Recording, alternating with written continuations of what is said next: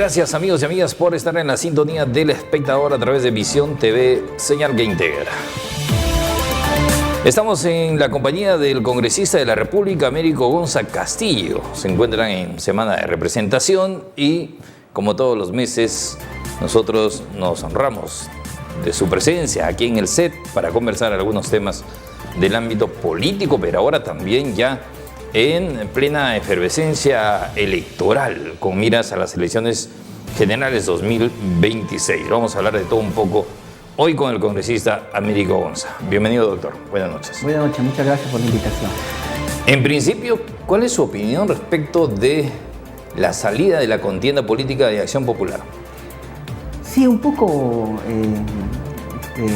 preocupado, ¿no? Porque si sacan de carrera un partido, o sea, nadie está libre, ¿no? Sin embargo, debemos conocer el fondo, el trasfondo del hecho. Para serles sincero, hemos estado bastante desconectados del ámbito de la noticia nacional, hemos estado más en el campo, en la provincia, en las regiones. Sé más o menos que por un tema de que parece que ha habido problemas internos entre ellos mismos que se han denunciado y que han infringido alguna norma, ¿no? Pero eso puede dar como para que el jurado aplique una drástica sanción. Sí, ¿así? Sí, es la sanción más drástica que le pueden aplicar a un partido que está en contienda, ¿no? Ojalá los hechos no sean tan graves para que puedan subsanar esto o revertir esta situación, ¿no? ¿Usted cree que el jurado pudo darle una oportunidad de subsanar esta situación? Yo creo que sí. Mire, el jurado es bien drástico. Yo recuerdo cuando estaba en campaña me excluyeron de la carrera porque no se subió un documento, pero la información era válida, ¿no? O sea, te sacan por cosas muy mínimas o por cosas obvias. Y te dejan fuera de la carrera y no puedes ir contra ellos porque corren los plazos y al final te quedas fuera de la carrera. ¿Coincide usted con la protesta de los accionpopulistas que, bueno, han dicho de todo hoy, que el jurado está siendo antidemocrático y además con esta decisión se perfila como un jurado muy riesgoso para la campaña que se viene y además para los resultados que se vienen en abril próximo? Sí, mire, yo sí, así a grandes rasgos, sin conocer a fondo el tema, diría que sí, es muy peligroso y me solidarizo con los hermanos de, en este caso, Acción Popular, ¿no? Que es un partido histórico, hay que reconocerlo, ¿no? Trascendente, no podemos estar de acuerdo con su planteamiento, pero es justamente el juego de la democracia. Sí, y algunos han ido un poco más al extremo, ¿no? A decir incluso que el jurado podría tener ya su candidato favorito y por ahí empezar a darnos un golpe duro y sin respetar el voto popular. Sin embargo, pues creo que por lo que se sabe y por lo que también han dicho los entendidos, la decisión del jurado es inapelable. No hay a dónde apelar. Efectivamente, ¿no? O sea, Barnechea está también hablando cosas que ya no corresponden, ¿no? Sí, en realidad sí, eso dice la Constitución, ¿no? En caso habría que modificar ahí, ¿no?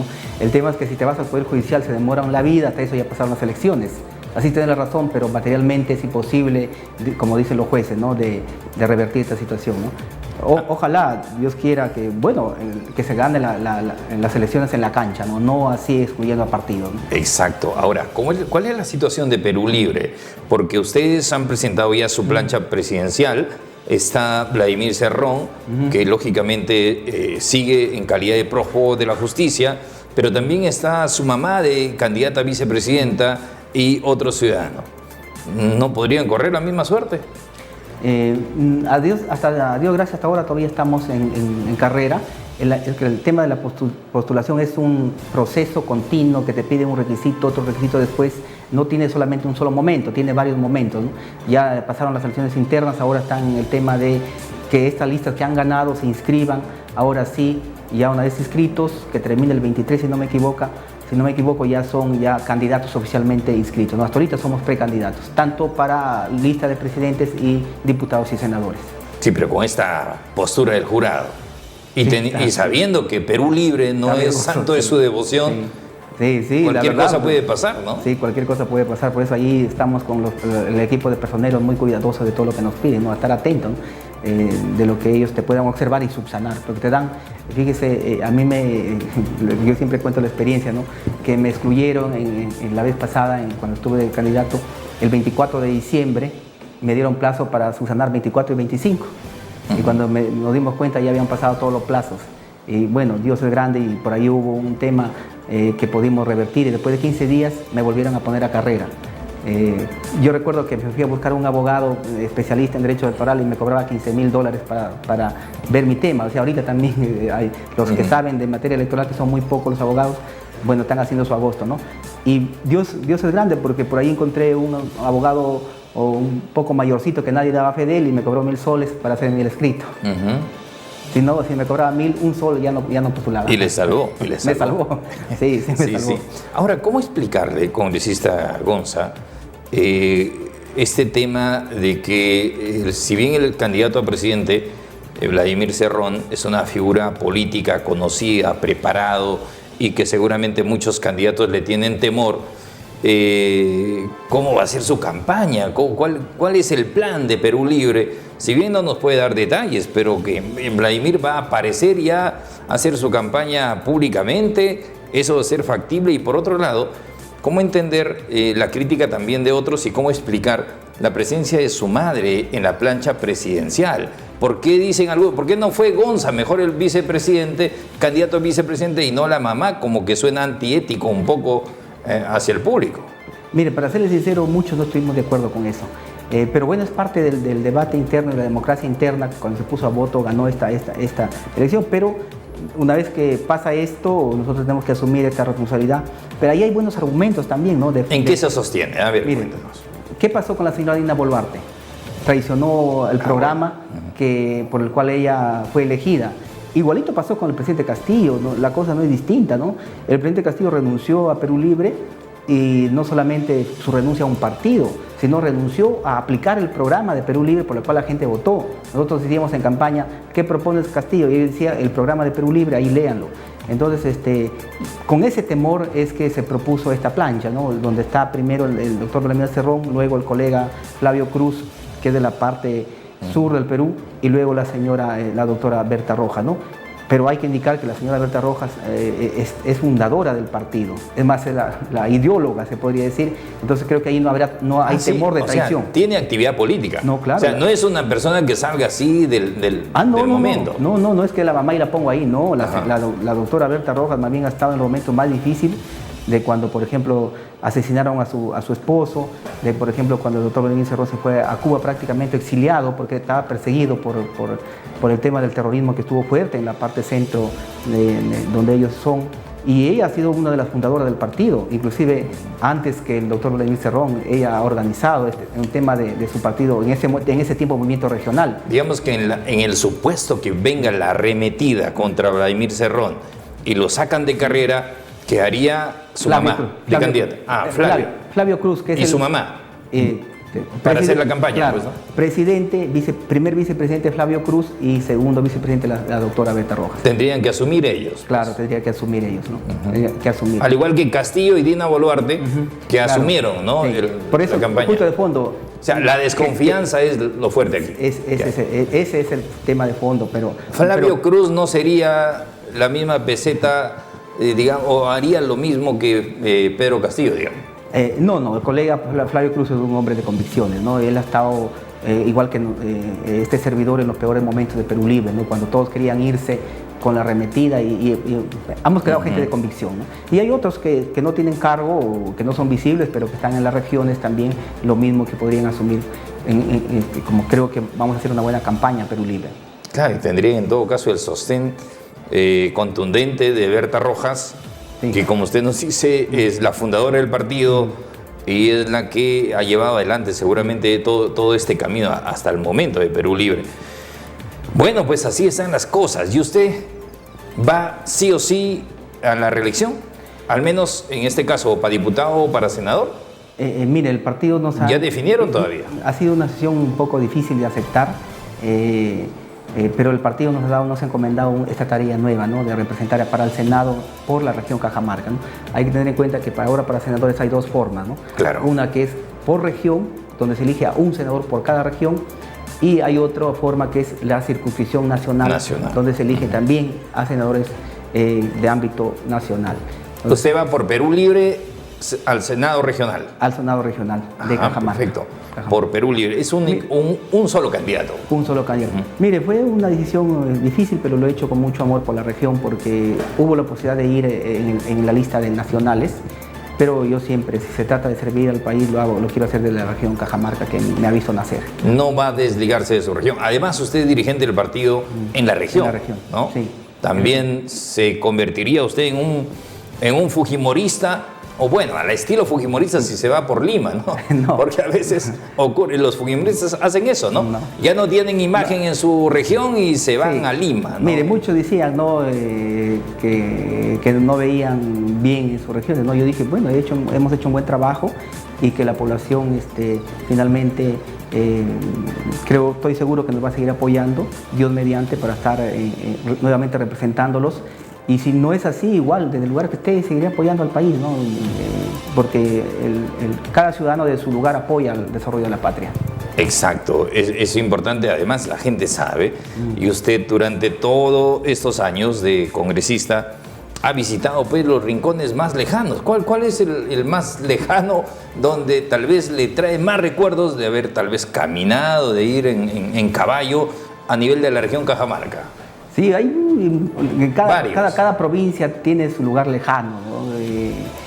Por ejemplo, el sábado estuve en Cajabamba y nos fuimos inclusive a un distrito que se llama Marcabalito, que es la parte que ya es La Libertad, pero ahí hay bastante... ¿Qué es un centro poblado o un caserío? Un distrito. Ah, es un distrito. Sí, o sea, Marcabalito. Miren los nombres que a veces uno ni siquiera los escucha.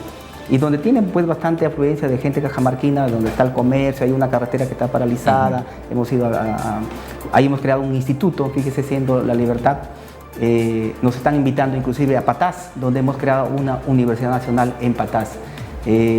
Bueno, en Cajamarca, pues ya ni qué decir, no hemos ido a todos los rincones. ¿Y va a ir a Patás? En Patás no van a votar por usted. Porque usted va por Cajamarca. Claro, sí voy. Nosotros lo hemos hecho con mucho amor al país en lugares... Más allá de los votos. Más allá de los votos, ¿no? Eso que era, fíjese, Patás, la provincia que ahora está en boga por el tema de la criminalidad y la minería ilegal, necesitaba una casa superior de estudio. Fíjese que de Trujillo, que es la capital de la región La Libertad, a Patás hay 18 horas por tierra. 18 horas por tierra, prácticamente como ir de aquí a Lima. Tremendo, ¿no? Tremendo sacrificio, diría. Sí, o sea, valles, bajas, sube, ¿no? Y tenemos que ir ahí a poner la primera piedra de esta importante obra, ¿no? Que, como usted lo dice, sin ser de la región, pero claro, los congresistas representamos a la nación y en ese sentido, y esto es un ejemplo, ¿no? También hemos trabajado en Piura, inclusive en la parte sur, en la selva, en lugares donde la bancada no teníamos congresistas, hemos ido allí, y finales donde nos van, ¿no? la población, ¿no? Siempre las puertas de mi despacho, de repente yo lo invito a que nos visite y va a ver que no solamente va población de Cajamarca, sino de todas las regiones. Claro, yo decía, es que es así, felizmente usted tiene un buen equipo de comunicaciones y están informando todo lo que se hace. Cuando salen a la región Cajamarca en la semana de representación, están visitando pueblos, caseríos, centros poblados, distritos, zonas urbanas, eso se ve y nos informan además. Pero cuando está en Lima, está reunido con los sindicatos, con los trabajadores, con diversos gremios que lo visitan y otros, por supuesto. Eso creo que es relevante. La información en estos tiempos es muy importante y la gente también va observando todo ese desempeño. Ahora, entiendo que durante estos 4 años y medio que está como congresista, pues ha visitado muchos pueblos, muchas provincias, muchas regiones incluso, y ahora que ya empieza la campaña, igual va a seguir visitando, más que, digamos, la campaña lo va a hacer trabajando ustedes. Sí, ¿O mire, van a pedir algún tipo de licencia? Para el caso nuestro, la licencia es opcional. Tendrías que pedir licencia el día que vas a hacer un meeting, una actividad de campaña, ¿no? Sin embargo, yo personalmente lo que estoy pensando es pedir licencia sin goce, ¿no? Para que no haya esos cuestionamientos, ¿no? Y dedicarme a la campaña, si es que Dios me lo permite y salgo pues ya... Una vez inscrito. Licencia sin goce sería a partir de febrero. Febrero, a partir de enero, febrero puedes pedir. Claro, licencia sin goce. ¿Y eso implica que alguien le va a reemplazar o no? Creo que no, porque nosotros no estamos, la renuncia para nosotros no está contemplada. Exacto, no está Entonces contemplada. lo que te queda es licencia sin goce. Perfecto. Y no le va a ser difícil, pues lógicamente, seguir visitando Cajamarca, que va a ser la región donde evidentemente se va en todo caso, pedir la confianza de la población. 4 años y medio, congresista Gonza, y nos gustaría escuchar de su parte, digamos, un breve resumen o cuáles de los proyectos de ley que se han convertido en ley como congresista es la que más destaca, la que más resalta, la que más ayudó al pueblo peruano o a alguna determinada circunscripción. Mire, hay muchas normas importantes, cada quien en su sector, ¿no? En el sector de educación podríamos hablar de la creación de universidades, eso es histórico. Llevar educación a la creación de institutos. ¿Cuántos proyectos en universidades ha logrado usted? Mire, hemos creado la Universidad de San Ignacio, Cutervo, en Cajamarca, Patás, La Esperanza en Trujillo. Estamos ahorita convirtiendo la Escuela de Artes de Cajamarca en universidad también. La ciencia y la cultura tiene que ser prioritario también en nuestro país, porque es también el interior de la persona que a veces nos olvidamos. Estamos convirtiendo la Escuela de Artes de un instituto tecnológico en el Cusco también a la universidad. Y la bancada, por lo puesto, que ha hecho lo propio en la parte sur, en Puno y en Junín también, en Piura también. Y siguiendo el tema educativo, mire, los maestros ahora tendrán una CTS del 100% cuando se jubilen, después de 35, 40 años. Antes un maestro se iba con una liquidación de 10.000 soles, ahora supera los 200.000 soles. De tal manera que algunos inclusive ya están renunciando porque ya es un monto considerable a tener en cuenta. Tenemos allí la pensión digna, que nos falta la segunda votación. Y hay otro proyecto emblemático en cuanto a los trabajadores, que es el CAS con derecho, el proyecto 6368, que es para otorgar el régimen laboral al CAS a nivel nacional, más de 500.000 de familias que van a ser beneficiadas. Los CAS que están en las municipalidades, gobiernos regionales, UGLs, universidades, ministerios, organismos autónomos, el Poder Judicial, la Fiscalía, todo aquel que sea CAS. ¿Qué contempla eso? ¿Mejores sueldos? ¿Estabilidad laboral? La estabilidad ya la tienen.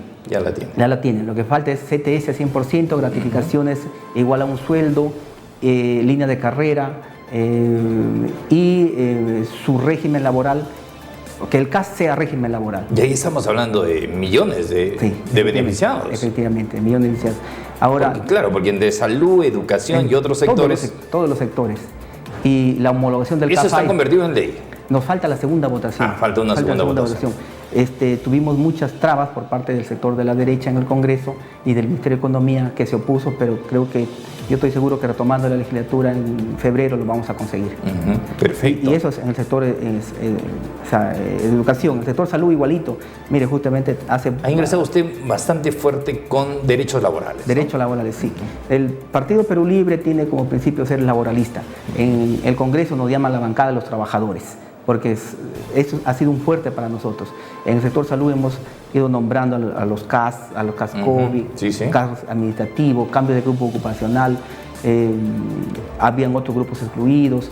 En el sector de educación, por ejemplo, también había el tema de los maestros de los institutos tecnológicos y pedagógicos, de los CEPROS, maestros que tenían 20 años como contratados. Todo esto no ha sido fácil, porque primero apruebo la ley en el Congreso, luego hay que pelear el presupuesto. Entonces, que es otra pelea igual de difícil. En el sector de agricultura, que hemos apoyado decididamente, hemos impulsado que las agencias agrarias sean unidades ejecutoras para que puedan brindarle mayor apoyo al agricultor. Solamente logramos crearlos como centro de costo, pero ya es un avance. Creo que en una segunda etapa lo podemos conseguir.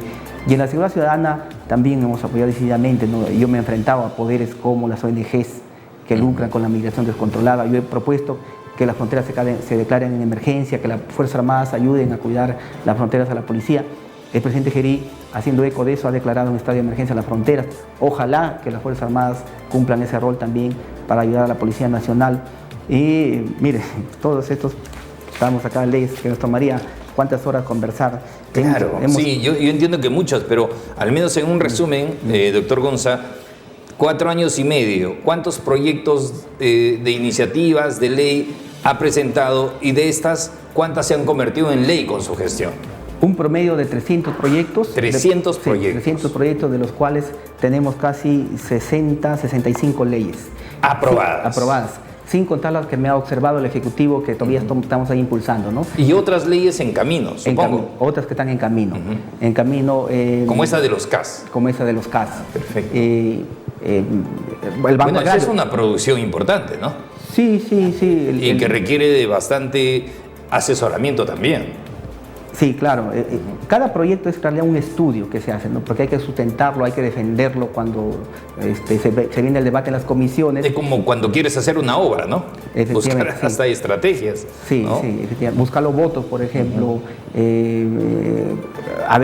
buscar quién se opone y por qué, y explicarle a veces a los colegas, como están también en sus cosas, no les queda claro algo, dudan, ya me opongo.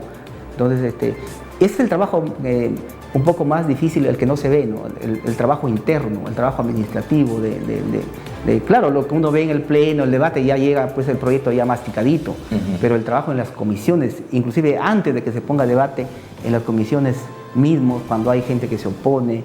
Mire, cuando yo, por ejemplo, impulsaba el proyecto para expulsar a los extranjeros ilegales, vinieron organismos internacionales, la OEA, la ONU, la Oficina de Migraciones, ONGs, interesadas en que no se toque nada de este tema, ¿no? Inclusive a combinarme a que desista de este proyecto, ¿no?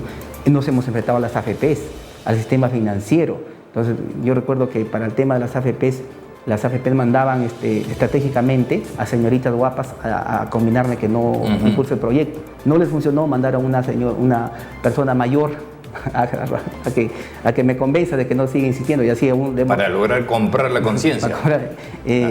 Y bueno, lo hemos logrado. Bueno, es común ahí en el Congreso. Tres retiros hemos logrado. Imagínense cuántos millones significa para el sistema bancario el retiro de estas. Pero vean que muchos han caído en eso, ¿no? Muchos colegas suyos, incluso que llegaron por Perú Libre, han salido del partido y han hecho su propio negocio. Sí, o sea, se han ido, es clarísimo, ¿no? Sí. Clarísimo, congresista. De manera que, hablando en términos claros, a ver, 4 años y medio, más de 300 proyectos presentados, hablamos de un promedio de 70, 80 proyectos por año, de los cuales durante todos estos 4 años y medio estamos hablando, por lo que usted nos habla, más de 60 leyes aprobadas, pues tiene un promedio de 15 leyes aprobadas por año. O sea, este es un récord importantísimo, ¿no? Que le da a usted respaldo y fuerza para seguir, evidentemente, en carrera política. Pero más que eso, más allá de las leyes aprobadas, entiendo que usted, por ejemplo, hace poco vimos un video en el Centro Poblado Granadillas, por mencionarlo, donde iba a dejar unos módulos para el sector educación. Y así sucesivamente en otros lugares, en diversos. Pero me gustaría saber, dentro de las gestiones que usted ha apoyado, alcaldes, gobernadores y otros, ¿cuál cree usted que es el más significativo? El de mayor monto, un proyecto, una obra. Usted no está impedido de hacer obras, pero sí pueden gestionar, sí pueden ayudar. Sí, mire, bastante. Y para culminar un poquito el tema anterior de los proyectos de ley, para nosotros que somos de izquierda, que somos una minoría en el Congreso, es mucho más complicado aprobar un proyecto que para la bancada de la derecha, que son la mayoría, ¿no? Sí, entonces, pues. por eso mismo, estos proyectos que son más bien trascendentales, para nosotros buscar voto a voto, es más complicado que si yo presentara un proyecto de la tendencia de derecha, que creo que lo apoyaría más rápido, ¿no? Pero aún así hemos superado la bancada de Perú Libre con 11 congresistas. Somos los que más producción tiene estadísticamente. Yo le voy a compartir ahí para que usted lo pueda ver. Estadísticamente somos los que más proyectos han presentado y los que más leyes tiene. Los que más han trabajado en concreto, ¿no? Sí. Ya, entonces, yendo al otro tema, claro, el congresista tenemos la función de hacer leyes, legislar, fiscalizar y representar, pero también en aras de esta función de representar atendemos a muchos autoridades locales y ciudadanos organizados que nos buscan para sus gestiones, ¿no? Mire, por ejemplo, acá en Jaén logramos el presupuesto para que se haga el estudio de preinversión del canal de Chumba, ¿no? Un canal que creo que va a superar los 100 millones de soles. Sí, pues. 100 millones. Lamentablemente se está trabando por temas más administrativos. Eso no es ley, por ejemplo, pero ha sido una constante gestión de ir semana tras semana al ministerio, que demanda tiempo y que demanda pues atender a la gente y que el tiempo que estás ahí para hacer esta ley. Pero bueno, lo hacemos con mucho cariño. Hemos destrabado muchos proyectos emblemáticos. Y ese proyecto del Valle Shumba está aprobado. Sí, ya tiene presupuesto. Tiene presupuesto, pero no lo va a hacer el proyecto especial. No, ¿no? Es un proyecto que ¿Lo va a hacer el mismo ministerio? ¿O cómo funciona? El ministerio tiene una unidad ejecutora que se llama PCI, Ajá. Programa Subsectorial de Irrigación, que es más grande que el proyecto especial con más capacidad. Y mejor, pues, porque el proyecto especial lo hace por pedacitos. Cambian a cada rato de director y no se puede avanzar, ¿no? Hemos destrabado obras emblemáticas. ¿Pero se proyecta para cuándo esa obra? Mire, primero le asignaron el presupuesto al proyecto especial. Luego el proyecto especial no estaba con la capacidad, le quitaron y le dieron al programa subsectorial de irrigación PCI y ahí está. Nosotros hemos estado insistiendo que ya de una vez convoquen, pero vamos a seguir insistiendo. El presupuesto lo tenemos ahí en una parte que es para estudio de preinversión. Dios mediante se puede destrabar este próximo mes, ¿no? Enero, febrero, ¿no? El tema es que también ha habido mucho recambio de autoridades, ¿no? De los ministerios, cambiaban a cada rato, inclusive de presidente han habido cambios, cosa que eso tampoco ha ayudado a la gestión. El que este año concluya no perjudica el presupuesto. Claro, sí, porque todos los años se cierran los presupuestos, pero hay formas cuando las autoridades de las unidades ejecutoras pueden de alguna manera evitar que ese dinero se pierda. Ellos mismos tienen que, digamos, salvaguardar ese presupuesto. Solicitarlo, hay unas normas administrativas. Pero eso no quita en que, por ejemplo, el alcalde provincial, el gobernador regional, también insistan en esa obra, ¿no? Por supuesto, desde luego, ¿no? Es un trabajo conjunto de las autoridades locales y regionales. Nosotros entendimos que nuestra función, sin obviamente restar a la función de fiscalizar, teníamos que hacer un trabajo conjunto con las autoridades. Nosotros dijimos, no somos elegidos por un partido, pero igual las autoridades, por partido que sea, igual había que apoyarlas, ¿no? En ese sentido, no hemos sido de los que hemos ido a pelear, a insultar. Creo que eso más bien nos ayuda mucho, ¿no? Y lo que habíamos sentido que había trabajo coordinado y hemos trabajado con todas las autoridades locales, regionales inclusive, para sacar adelante proyectos emblemáticos, ¿no? en la región Cajamarca. Y se tiene que incidir, congresista, porque imagínense, en este valle de Shumba y el valle de Ciruelo y todo el río Chinchipe, más bien es la minería ilegal la que está prosperando y la que está avanzando. Entonces, hay mucha gente que al no haber trabajo por parte del Estado, pues se ven tentados por la minería ilegal y están allí. Y estas actividades, usted sabe que afectan demasiado a la vida de la gente y de nuestro planeta, ¿no? Sí, desde luego, miren, yo he venido insistiendo continuamente con todos los ministros del Interior, de Defensa y las autoridades involucradas para que se hagan batidas, ¿no? Y en efecto han venido, inclusive contingentes policiales de Lima, a hacer batidas en esta parte norte, ¿no? De San Ignacio. Sin embargo, también hay que ser objetivos en decirlo. La misma población se involucra. En un operativo que incautaron maquinaria, la población salió a la carretera a obstruir el paso de las maquinarias incautadas. Entonces, imagínense, o sea, por un lado, y a veces la misma persona... ¿Pero qué puede hacer la gente, congresista, si el Estado no le genera puestos de trabajo? Ese también es una gran sería verdad. genial, pues, que el Congreso, o en todo caso el gobierno de turno, diga: señores del Valle de Shumba, señores de todos estos distritos, de La Coipa, Chirinos, Jaén, Bellavista, aquí está su gobierno y tiene para ustedes 50.000 puestos de trabajo y no vayan a minería ilegal. Pero no hay eso, pues. Efectivamente. Entonces la gente se ve tentada porque te pagan 100 soles diario. Sí, como me dijo una vez una persona involucrada en este tema, de que tengo que comer, congresista. ¿Así es? Sí, y en eso obviamente tienen toda la razón. Por eso el tema no solamente debe ser represivo, sino también debe involucrar a todos los sectores. La agricultura debe ser una prioridad. Mire, nosotros en nuestro diario de Perú Libre lo hemos dicho, la agricultura debe ser el número uno en prioridad del país. No puede, desde el más pobre hasta el más rico, tienen todos los días sus sagrados alimentos en su mesa gracias al agricultor. Yo estuve en China hace el mes pasado y a investigar justamente qué es lo que puedo ver ahí, y lo que entendí es que la agricultura es prioridad uno para el Estado chino, luego la industrialización, y acá el agricultor pues es lo último, ni siquiera se acuerdan. Sí, entonces, y además es muy peligroso el hecho de que nuestra gente, por necesidad de trabajo, estén metidos en este tema de la actividad minera ilegal. Además, se están contaminando y se están haciendo un daño enorme a su vida, a su salud, ¿no? Un daño irreparable, ¿no? Con metales pesados, mercurio, y finalmente el Estado tiene que asumir ese costo también. Mire que es tan peligroso que me comentaban, estuve el miércoles, la semana pasada por San Ignacio, que muchos colegios están quedando vacíos porque los jóvenes ya no se van a estudiar, sino se van a sacar a buscar el oro. A buscar el oro. Entonces, aquí es que, claro, esto todo es inversión, pero no podemos dejarlo esto. Aquí tiene que estar la policía, la fiscalía, la fuerza. Pero permanente, congresista. Claro. ¿Por qué no permanente en la zona de la policía? Cerrar las fronteras. Así Mire, es. Lamentablemente, según lo que me indican los pobladores, la policía local ya está, pues también, inclusive que tienen, dice también ahí ellos mismos su lote. El otro tema es que la corrupción, Sí. Entonces, la corrupción es tremenda. Entonces, acá tiene que haber una policía especializada que venga desde Lima, específicamente las Fuerzas Armadas, a cuidar las fronteras, a evitar que pasen extranjeros, porque muchos de estos incluso son extranjeros. Pero el gran tema es por qué el Congreso no legisla a ese nivel. Mire, yo me enfrenté... Con cosas claras. Ya logramos la ley. Fíjese que... ¿O es que es verdad que muchos congresistas son accionistas de esas mineras ilegales? Mire, creo que hay también, ¿no? Hay unos promineros. Por ejemplo, yo me he opuesto a la ampliación del Reinfo, porque era un tema mal utilizado, que era prácticamente un... ¿Usted no tiene denuncios mineros? No, no. Para nada. Que no, yo tengo mi chacra con la cual necesito que el agua esté limpia, ¿no? Entonces se han opuesto y he sido uno de los pocos que se ha opuesto. Y esos señores no, pues son mineros, no son mineros artesanales, ¿no? Ahora, frente a esta realidad, también siendo objetivos, no podemos pedir que vengan pues y echen bombas, ¿no? O sea, lo que tenemos es que darle una solución. Lo que usted dice tiene mucha razón. ¿Qué le damos para que no se involucre en la minería? Entonces, enfoquémonos en... Los países desarrollados subsidian a su agricultura y acá en el país más bien se ha abandonado la agricultura a su suerte.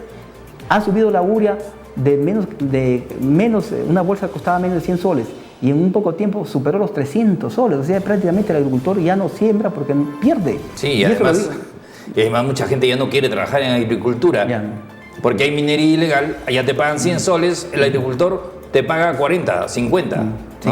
O 60, mucho.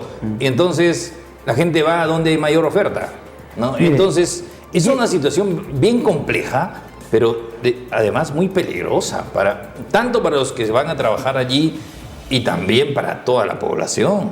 Mire, lo que al final tenemos que proponer es un cambio de sistema. Lo que nosotros hemos dicho siempre, ¿no? Algunos no creen que se debe cambiar la Constitución, pero así como está en la ley, es esto lo que permite esto, ¿no? El que puede, que haga lo que quiera. No debe ser así, ¿no? Más bien el Estado debe intervenir. Hay, sí, lugares donde se puede hacer minería, por supuesto, de repente en un desierto, en un cerro, pero no en cuencas hidrográficas, donde vas a combinar un río que no solamente es local, sino que es pues, nacional. El Chinchipe, que es digamos, pues... Mucha pena nuestro río. Exacto. Mucha pena. Y los afluentes. Yo creo que ustedes que son de la zona deberían unirse y llevar la voz con más contundencia al Congreso. Usted, Américo Gonza, Silvia Montesa, Tania Ramírez, no sé si Tania Ramírez va con esa perspectiva, pero al menos hacer sentir la voz de San Ignacio de Jaén, que en su mayoría pues estamos en contra de este daño a la naturaleza, a nuestro río, y además también siendo la voz para pedirle al gobierno intervenga, pero claro, no solo a reprimir, sino a dar una opción de solución a este tema, ¿no? Porque aquí tenemos hasta extranjeros metidos. Sí, un montón. Esos son los que han empezado esta actividad ilegal y utilizando nombres de peruanos, con su reinfo de peruanos, ellos parte de San Ignacio, los ecuatorianos, ¿no? Entonces acá lo que ha habido es un abandono sistemático a la zona de fronteras del país, ¿no? Y esto no es de ahora, es de años, pero creo que esto nos debe llevar a reflexionar y a tomar medidas urgentes, ¿no? Desde el Ejecutivo, ¿no? Y bueno, siempre cuando yo he insistido, para solucionar este tema, la idea o lo que primero dicen las autoridades, no hay recursos. Entonces, y yo siempre le digo, no, hay que cobrar las deudas tributarias que deben las grandes empresas. Oiga, evitar que nos convirtamos en un Patás y otros pueblos donde hay mucho conflicto, hay mucha prostitución, mucha trata de personas. ¿Por qué no proponerle a Gerí, por ejemplo, que está tan activo, un Consejo de Ministros en Jaén con un tema puntual de agenda, la minería ilegal que tenemos? Sí, nosotros ya le hemos propuesto, la vez pasada que vino a Cajamarca y estuvimos ahí en un servidor, yo se lo dije, le hice mención y él se ha comprometido, estuvo también los ministros ahí, de abordar este tema y lo he invitado a que venga a visitarnos la zona. ¿Por qué esto nos trae inseguridad, nos trae corrupción, nos trae, digamos, aparte del daño ecológico, pues muchos daños, muchos males? Sí, tiene males añadidos tan graves que tenemos que de alguna manera tomar medidas urgentes, ¿no? Pero detrás de esto también hay intereses económicos poderosísimos, ¿no? Mire, porque ¿a dónde se va este oro que traen entonces, porque tienen quien les compre, claro, ¿no? Entonces, sí. Porque si no, imagínense. Es como que, ¿por qué hay choros de celulares? Porque hay gente que compra los recepta, ¿no? Entonces, y detrás de esto también hay empresas mineras formales, de estas grandes, que también les sale más caro comprarle este material a la gente informal, porque ahí no vas a pagar pues, derechos laborales, derechos sociales, seguros, como sí lo podías tener cuando eres una empresa formal. Entonces, de tal manera, aunque ellos salen inclusive a los medios a lavarse las manos, estas empresas grandes, a engañar por supuesto, pero nosotros que investigamos un poco sabemos que detrás de ellos también están estas empresas en grandes, ¿no? Como la poderosa Empatal, ¿no? Perfecto. Congresista, vamos a hablar luego de su relación con Cerrón y de la campaña que ya hablamos un poquito, pero también de su próximo escenario político y también, lógicamente, digamos, la iniciativa de ir a un escaño como senador, que ya es un cargo un poquito más fuerte que la de ser congresista de la República. Quiero que me permita, vamos a hacer una pausa comercial y luego retornamos con el congresista Américo Gonza Castillo, aquí en vivo a través del Espectador. Volvemos. Espera los desembolsos del CIS, E-Salud, SOAT y PNP. Cementerios Nuevo Mundo te recuerda, la competencia es superación, no maleteo.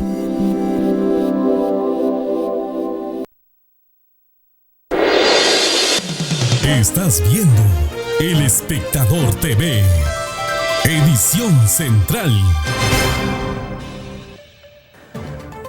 Estamos de vuelta aquí en El Espectador, por supuesto en la compañía del doctor Américo Gonza Castillo, congresista de la República, pero también ya en este escenario político nos ha informado que va como candidato a senador de la República. De eso vamos a hablar en breve. Mientras tanto, tengo avisos navideños. Esta Navidad disfruta del mejor sabor del río y el mar en Rico Pez Recreo Restaurant. Buen pescado, excelente sazón y la mejor atención para compartir en familia. Visítanos en Capitán Quiñones, número 300 en Jaén o reserva al 950-784-925. Rico Pez, la mejor sazón para celebrar esta Navidad y el Año Nuevo. Feliz Navidad te desea el Rico Pez Recreo Restaurant, ubicado en el centro de nuestra ciudad. Aviso importante, Electro Oriente Jaén te recuerda que debes cancelar tu recibo a tiempo y evitar la suspensión del servicio. Vencimiento de recibo 20 de diciembre, corte de servicio 22 de diciembre. Paga puntual y evita que te corten el servicio y el pago por reconexión. Electro Oriente, generando progreso.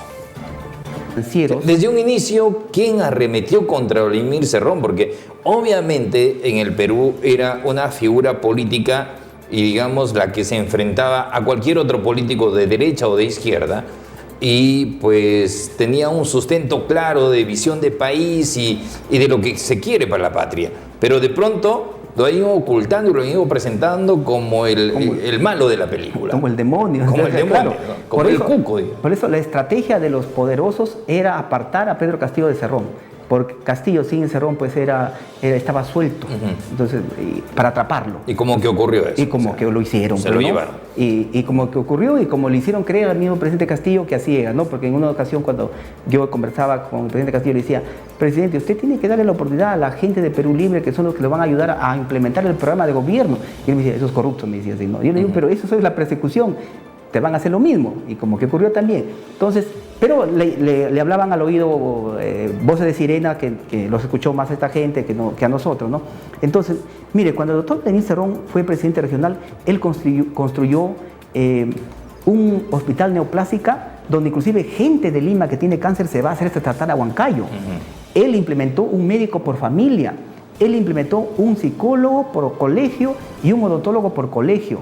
Entonces, fíjese, él recogiendo modelos que él aprendió en Cuba, la región Junín subió de estándares. Entonces, fíjese usted, si no hay enfermos, las farmacéuticas no tienen a qué venderle. Por eso los poderes farmacéuticos, financieros, económicos, hizo grandes obras, puentes emblemáticos en convenio con el CIMA, con una entidad estatal que es de la Marina. Fíjese, o sea, el doctor Vladimir Cerrón estratégicamente ha demostrado que sí se puede hacer gestión con pocos recursos. O sea, Vladimir Cerrón no se enfrentó a la minería, como sí lo hizo Gregorio Santos, y también lo encarcelaron.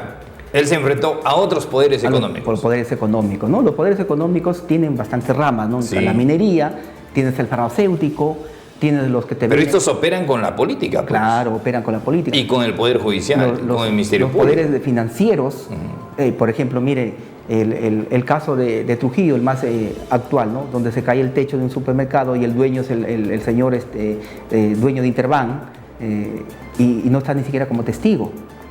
Y esos muertos y esos heridos, ¿quién se hace responsable? Entonces, esto queda claro que lo que están haciendo con Antonio Vladimir Cerrón, como lo han hecho con Gregorio Santos, como lo han hecho con Adubiri, es una presión judicial política utilizando el sistema de justicia, ¿no? Antes te perseguían los militares, ahora te persiguen los jueces y fiscales. Y claro, con esto te tocan, y para esto utilizaban algunas normas penales, que nosotros, por ejemplo, le hemos ido desmontando un poco, a los cuales estos sectores decían las leyes pro crimen, ¿no? Cuando esas son leyes garantistas. Justo todo está relacionado. Claro. Y tal vez la estrategia es, una vez que gane Keiko Fujimori, o que gane López Aliaga, o que gane otro de la ultraderecha, ya los dejan libres. ¿Quién sabe, no? Porque todos están... en el caso de Gregorio Santos, todos los procesos también se están cayendo. Sí, te dejan libre, pero ya te sacaron de carrera. Exacto. O te dejan inhabilitado. O te ponen una reparación civil impagable. Por ejemplo, a Adubiri le ponen 6 millones de soles para que pague. O sea, ¿quién va a pagar 6 millones? Pues, o sea, como quiere diciendo, penalmente te puedo dejar libre, pero la reparación civil no pagas, entonces sigues preso. Entonces, todo este sistema judicial... Obviamente uno cuando está afuera no lo entiende muy bien cuando ya estás adentro y lo estudias y tú mismo a veces lo sufres en carne propia, como mi persona, ¿no? Que yo llegué al Congreso no tenía ni siquiera una papeleta de pasarme la luz roja. ¿Y cuáles son los principales ideales de Vladimir Cerrón? Usted que lo conoce, ustedes que son del mismo partido, ¿qué es lo que quiere Vladimir Cerrón para el pueblo peruano? Mire, nosotros lo que en primer lugar planteamos es el cambio de constitución, el cambio de las reglas de juego, de las reglas de poder, de sistema de poder, que es lo que ha imperado durante siglos, digamos desde la colonia. Y que saque toda la sarta de corruptos que hay en el Estado. Desde luego, invertir por ejemplo, subvertir o anular los contratos ley, donde las empresas que explotan nuestros recursos naturales se llevan el 80% de la ganancia y a nosotros dejan el 20%. ¿Por qué no al revés? Una miseria. Sí, ¿por qué no al revés? Ajá. Entonces, o 50-50. O 50-50, ¿no? Que sería lo justo. Pero claro, tenemos un Estado y encima no pagan impuestos. O sea, estas grandes empresas de 1.000 soles se llevan 800. 800. Y 200 le dejan para el Perú. Imagínense, o sea, tremenda diferencia. Y eso está porque los gobiernos lo permiten. Obviamente. Un gobierno de Perú Libre haría que, en todo caso, que paguen lo justo. 500 para él, 500 para el Estado. Eso sería. Y habría más dinero para hacer cosas grandes en el Perú, ¿no? Mire, yo le voy a contar un caso. Yo me fui a El Salvador. Estuve 15 días estudiando el tema de la seguridad ciudadana. Pero la pregunta es, ¿de dónde sacaron tantos recursos para que ellos equipen a su policía? ¿Duplicaron el número de policías? Claro que es un país chico, pero también pues, sus males eran grandes. ¿Y qué me dijeron allí los diputados de Nuevas Ideas, que es el partido del presidente Bukele? Me dijeron, congresista Gonza, nosotros acá evitamos la evasión tributaria e hicimos que las empresas grandes paguen sus impuestos. y de eso nos sobró.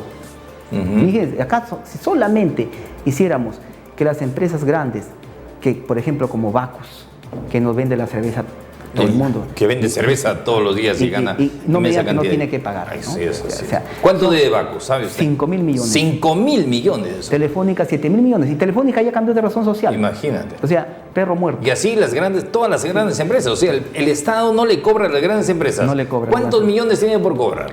Mire, casi un presupuesto más anual de 100.000 millones para arriba. Caramba. O sea, con eso, ¿cuántas obras podríamos hacer?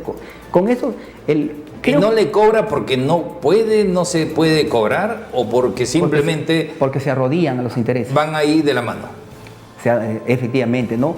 Llegan allí o unos o tienen miedo o son comprados. O sea, un gobierno de Vladimir Cerrón lo primero que quería es cobrar estas deudas tributarias, donde están los recursos para justamente hacer toda esta infraestructura, brechas sociales y de infraestructura. Nosotros proponemos... ¿Qué haría, por ejemplo, qué propone Vladimir Cerrón para cambiar este sistema de salud tan caótico que tenemos? Miren, él lo ha dicho, ¿no? Salud pública y un seguro universal para todos. Y que, por ejemplo, el Perú haga las compras con el Estado de manera estratégica. Hay una institución que se llama el CENARES que compra los medicamentos para todos los hospitales a nivel nacional. Y ahí hay un monopolio. Tenemos que romper esos monopolios. Y hay corrupción, pues. Sí. Tremenda. Y en todos los sectores hay el sistema financiero. Mire usted que en Europa, por ejemplo, los bancos están regulados, no pueden cobrar más de 34% a la población. Acá los bancos es libre, te pueden cobrar lo que quieran. Entonces, cuando nosotros decimos hay que regular, al toque salta, no comunismo, chavismo, ¿no? O sea, engañar. Digamos que en salud habría una revolución. Desde luego, el doctor Vladimir Cerrón es médico, neurocirujano. Él sabe Eso implica entonces que ya no tendríamos que la gente humilde, la gente pobre está sufriendo para hacerse atender en un hospital público. Efectivamente. Sino ¿qué va a pasar? ¿Que los médicos van a ir a casa por casa? ¿O cuál es el sistema que plantean ustedes? Tenemos el médico de familia, el odontólogo por colegio, el psicólogo por colegio. Muchas de las enfermedades que padecen los estudiantes, inclusive, de nutrición, viene por la salud bucal. Se puede prevenir entonces. Claro, entonces a las farmacéuticas no les conviene que la población esté sana, porque no le van a vender el medicamento. Tiene razón, entonces, yo también pienso lo mismo. Por eso es que entonces el doctor Vladimir Cerrón construyó hospitales, uno de estos, el Neoplásicas de la región Junín, que es prácticamente una clínica. Entonces ahí lo ven como un ejemplo malo para sus negocios, entonces hay que perseguirlo. Exacto. Y así podríamos hablar de la educación igual. La salud, la educación, la agricultura que proponemos. Por eso, ya, en salud está correcto. ¿Y en educación? La salud, la educación pública y gratuita de calidad, donde inclusive... En términos claros, actualmente tenemos una educación casi privada, complicada, sin acceso a la mayor, digamos, a toda la masa estudiantil. Un gobierno de Perú Libre con Vladimir Cerrón, dice usted que podría tener acceso libre ¿a qué? Desde la primaria, superior y todo. Desde luego, nosotros consideramos que el Estado tiene que garantizar a todos por igual la educación. Por eso nosotros proponemos el ingreso libre a las universidades y Argentina lo puede hacer. Te vas, te inscribes y postulas. Y ya en el camino te evalúan tu rendimiento y ya pues te defiendes, ¿no? Pero acá no, o sea, un negocio, por ejemplo, las academias también. Los centros pre. Los centros pre. Vean, la Universidad Nacional de Cajamarca está cobrando 1.200 soles por el centro preuniversitario y la de Jaén 950. Es un negocio. Inclusive dentro del mismo Estado se genera esto. O sea, con un gobierno de ustedes eso desaparece. Eso desaparece. Ingreso libre a las universidades, estamos creando más universidades. Por eso que nosotros lo que hacemos es en base a nuestro ideario, no hacemos algo ajeno. Miren Trujillo, en la ciudad de Trujillo había solamente una universidad nacional y habían como 15 privadas. Entonces ahí hemos creado la Universidad de la Esperanza. Claro, para ellos, pues, que estos dueños, empresarios, que además, fíjense, no pagan impuestos, ¿ah? La universidad es un negocio redondo.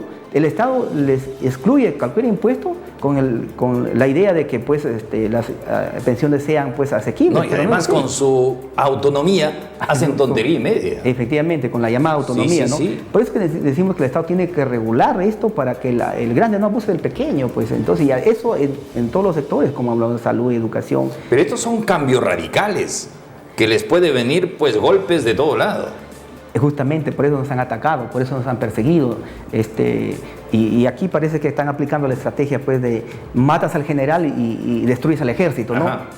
Aniquilo a Vladimir Cerrón y desaparezco el partido y todo un caos, ¿no? Educación, salud, agricultura. Que todo el tiempo se habla que el agricultor, que el campesino, que mi hermano, mi todo. Y nunca se hace nada. ¿La propuesta de ustedes cuál es? La segunda reforma agraria, ¿no? ¿En qué consiste eso? A ver, porque los jóvenes no entienden de eso. Velasco lo que hizo es, los terratenientes que tenían pues, siervos dentro de sus parcelas, de sus fundos, de sirvientes, Velasco lo repartió, ¿no? La tierra para que él trabaje. Pero ahora nos falta la industrialización, industrializar la agricultura para hacerla competitiva, que el Estado le brinde apoyo al agricultor. Yo le decía hace un momento que estuve en China y pude ver que la agricultura allí es prioridad para el Estado. La comida en China vale 3 veces menos que acá en el Perú y han podido sacar de la pobreza a más de 1.500 millones de personas y en China no hay mendigos y todos comen, nadie sufre de hambre. Y en el Perú, siendo tan rico, no, ¿por qué? Porque tenemos los agricultores acá en Cajamarca, en Cutervo, que siembran papa. Pero se pudre la papa ahí porque no tienen mercado. Pero vemos que en los grandes pollerías de las ciudades de la costa traen papa exportada de otros países. ¿Eso es ser justo? Tenemos la leche, el queso. 1 litro de leche cuesta menos que 1 litro de agua. Entonces, ¿por qué? Porque permitimos que venga esta leche enlatada, que ni siquiera es leche, es químico. Entonces, por eso nosotros hemos propuesto aquí la industrialización para hacerla competitiva con la ayuda del Estado de los agricultores, con la asistencia.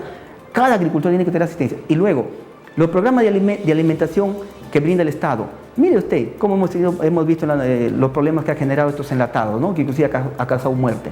¿Por qué el programa Caliwarma, que ya le ha cambiado de nombre ya, no le compra a los padres de familia organizados la gallina, el cuy, el huevo, la leche, el queso, a los mismos padres de familia, que son productos frescos, nutritivos y que los niños van a comer, no estos enlatados, leche, galletas de cartón, que no lo comen los niños? Sí. Entonces, eso, claro. Cuando yo he propuesto esto, por ejemplo, el mismo Ministerio de Educación... Sí, lo ha propuesto usted. Claro, nosotros lo hemos impulsado. Y ahí estamos peleando con los votos, pero sale el ministerio a oponerse. Y es que para ellos es un negocio, es un negocio, claro. Tremendo negocio. Es un negocio, ¿no? Imagínense cómo ha quedado Ferigo Inca y todos ellos, ¿no? Se han terminado matando entre ellos, ¿no? Mire, que es la corrupción primero ahí, pues, y el otro es la soberanía energética, ¿no? Usted vio que cuando Rusia y Ucrania se metieron a su guerra, ¿no? Y afectó el precio de la urea. ¿Por qué? Porque la urea justo venía de esos dos países. Entonces, ¿qué tenemos que ver nosotros con su guerra de ellos? Pero afectó una bolsa de urea que costaba menos de 100 soles, superó los 300 soles. Cuando acá tenemos los recursos minerales que podemos hacer urea propia, pero nos falta la industria, ¿no? La maquinaria, las plantas transformadoras. Tenemos inclusive petróleo y así quieren venderse a Petroperú, fíjese usted, ¿no? O sea, yo estaba investigando un poco el tema de Petroperú, cuando aquí salen opinólogos a decir que está quebrada. ¿Qué no va a quebrar? Porque si extrae Graña y Montero, el diario El Comercio, que no sabe nada de petróleo, extraen el petróleo ellos a 1 kilómetro y lo venden a la refinería y te lo venden como si lo estuvieran trayendo de Asia. Dicen el precio internacional. Oye, pero tú lo estás trayendo de acá. Entonces, toda la ganancia que debía quedarse en Petroperú se la llevan los privados. Y por eso pues está quebrando. ¿Quién no va a quebrar haciendo empresa, no? Caramba, ¿no? Sí, efectivamente. Y cuando habla usted de energía, por ejemplo, cómo la gente sufre mes tras mes con tremendos recibos, con montos elevadísimos, y no solo de luz, sino también de agua. Y yo decía hace poco, y la gente me ha escrito, que le preguntara al congresista Gonza por qué no se toca esos temas en el Congreso y en el gobierno, por qué no la energía eléctrica debe ser, digamos, menos costosa y el agua también, porque son fuentes naturales que se dan y que no cuesta mucho, pero que a nosotros nos venden carísimo. Sí, mire, aquí lo que tiene que haber es un tema de decisión política. ¿Hay metida en mano de los grandes ahí también? Claro, desde luego, porque ellos se quedan sin ganancia, por ejemplo, si hacemos más hidroeléctricas. Se quedan sin ganancia si nosotros utilizamos los recursos naturales industrializados para justamente satisfacer las necesidades que aún tenemos en el país. El caso del gas, que es otro tema, donde un convenio nefasto, por eso nosotros siempre hay que revisar estos contratos ley y otros contratos que no son ley, pero que son lesivos. ¿Cómo le puedes vender el gas más barato al extranjero y para el Perú ni siquiera dejar? Y miren, en Camisea, que es un centro poblado donde sale el gas, por eso el nombre de Camisea, no hay gas. Y si llega a 100 soles un balón. Esto es un tema injusto. Eso tendría que cambiar entonces a un gobierno suyo. Eso se tiene que revertir, ¿no? Anular todos estos contratos y sentarlos a las empresas a renegociar. Si quiere, sino que se vayan. Se puede hablar de la posibilidad que un gobierno con Vladimir Cerrón también se puede hacer, digamos, una reducción de tarifas en materia de servicios públicos, por ejemplo. Desde luego. Mire, si nosotros dejáramos el gas para acá, para los peruanos, si nosotros construyéramos más y cobráramos deuda tributaria, más recursos para hacer más infraestructura, más hidroeléctricas, por supuesto que va a bajar los recibos, por supuesto que van a bajar los servicios. La fuente de financiamiento va a ser siempre esas deudas que las grandes empresas le deben al Estado, cobrarlas. Exacto. Y con eso dirías, aquí tengo plata. Aquí tengo, ¿no? Y con eso mueve la economía y ingresa más economía. Con eso el peruano consume más y ingresa más impuestos al Estado. Con eso formalizamos, inclusive hay mucha población que son los emprendedores, que es la mayoría, que no se formalizan porque la SUNAT prácticamente los hace quebrar. Nosotros consideramos que más bien el Estado debe darle las facilidades a los emprendedores hasta que empiecen a generar ganancias. Pero aquí la SUNAT te cobra lo mismo a un emprendedor que al grandazo. O mejor, ni siquiera lo mismo, ¿no? Al chiquito le cobran y al grande no. Y al empresario pequeño le cierran la puerta. Le cierran así, de un día para el otro. Lo hacen quebrar. Exacto. Y al grande lo dejas libre, o sea, sigue allí, porque yo estoy peleando para crear un fondo del emprendedor, por ejemplo. Ahí me lo archivaron ese proyecto en la Comisión de Producción, en la Comisión de Economía. El fondo del emprendedor, el fondo para los empresarios pequeños, el fondo para el que quiere hacer una empresa. Por ejemplo, yo estoy proponiendo que el ciudadano que está empezando, el Estado le facilite, inclusive que no le cobre para hacer su empresa, que le ayude los primeros años hasta que pueda generar ganancias. Y mientras proporcionalmente genere ganancias, ya se le va cobrando los impuestos, ¿no? Pero aquí al revés. Mire, otro tema que es el transporte en el Perú. Nosotros impulsamos de necesidad pública el tren Tacna-Tumbes. Imagínense que en Europa un europeo se va a España, de España se va a trabajar a Francia y regresa a dormir a España y a Italia. Y acá en el país nos hace falta el tren Tacna-Tumbes, un tren eléctrico, que inclusive el expediente técnico ya está en PRON Perú, simplemente para que un presidente venga y diga que se haga. Inclusive hay empresas extranjeras y gobiernos extranjeros que están dispuestos a hacer estas mega obras sin ningún sol de gasto al Estado. Pero eso toda la costa. Toda la costa, y ahí se pueden hacer ramales a la sierra.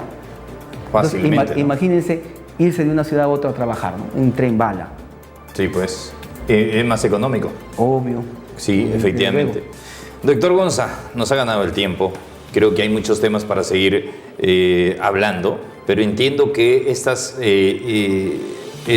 propuestas que usted nos habla como Partido Perú Libre son las mismas las que lleva usted como candidato a senador por Cajamarca, ¿no? Y de llegar a ser senador, ya la historia cambia también. Tiene más poder el senador que ser congresista o diputado, de tal modo que hay una fuerte lucha por hacerlo. Sí, mire, nosotros hemos propuesto todas estas normas, ¿no? No hemos conseguido los votos porque somos minoría. Creemos que ahora que tiene que ser gobierno, ¿no? Si no eres gobierno, simplemente todo se queda en el Congreso porque la mayoría te devora, pues. La clase trabajadora ha entendido, por ejemplo, que ellos hay que participar en la política para cambiar las cosas, ¿no? Han entendido y están muy comprometidos con el trabajo que está haciendo la bancada de Perú Libre, ¿no? Sí, nos falta convencer a mucha población porque el ataque a Perú Libre ha sido fuerte, ¿no? De quienes se oponen a estos cambios. Y va a ser muy fuerte en la campaña. Entonces, utilizan a los medios de comunicación limeños, los grandes medios limeños que nunca hablan de la gente pobre, que nunca hablan del pueblo, pero mucha gente del pueblo cree que ellos le dicen la verdad, ¿no? Por ejemplo, cuando nosotros hemos propuesto estas normas, estos poderes le dan la vuelta y lo lanzan como una noticia negativa. Claro, entendemos que hay la resistencia al cambio, que es natural, ¿no? Entonces nosotros creemos que para los próximos periodos vamos a tener un número más numeroso de representantes en el Parlamento, tanto en diputados como en senadores, para continuar con estos cambios que mucha gente ya está empezando a ver o que se está visibilizando. Antes, ¿quién hablaba de esto en el Congreso? Exacto. Y todo depende del pueblo peruano, del pueblo de la región Cajamarca, quienes impulsan, que quieren el cambio, que quieren mejoras. Creo que habrán muchas propuestas de esta naturaleza, pero también es importante saber quién lo dice y cómo lo van a hacer. Y creo que usted nos ha aclarado hoy un panorama muy importante de cómo hacerlo, para no decir, sí, pues quiero, tengo deseo, pero no tengo dinero. Ustedes saben de dónde puede salir todo ese dinero para invertir a favor de la población peruana. Muchas gracias. ¿Algún mensaje por Navidad? Sí, gracias por el espacio que nos brinda para dirigirme a Cajamarca y a todo el país, deseándoles que pasen una bonita fiesta navideña, un próspero año nuevo también, en unión de las familias peruanas, que miremos el futuro con esperanza. Las cosas, si bien es cierto, son complicadas, pero siempre se puede hacer mejor, y yo creo que el año que viene va a ser un nuevo año con nuevas oportunidades y mejor oportunidades para la clase trabajadora y todos los peruanos de a pie del Perú, ¿no? Tantos emprendedores, agricultores, mototaxistas, los estudiantes, los jóvenes y en general todo el pueblo peruano, ¿no? Siempre con la fe puesta en Dios. Perfecto. Muy amable por venir aquí. Gracias. Congresista González. Feliz Navidad para usted también, ya digamos por adelantado. Entendemos que tienen mucho trabajo por hacer en estos días que se vienen.